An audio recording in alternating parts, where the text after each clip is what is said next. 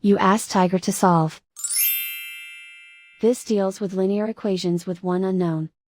The final result is n equals -3/4. Let's solve it step by step. Simplify the expression. Group like terms. Simplify the arithmetic. Group all constants on the right side of the equation.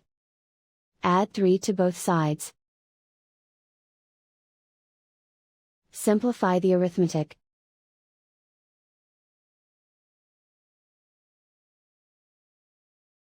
Isolate the n. Divide both sides by -4. Cancel out the negatives. Simplify the fraction. Move the negative sign from the denominator to the numerator. And so the final result is n equals -3/4.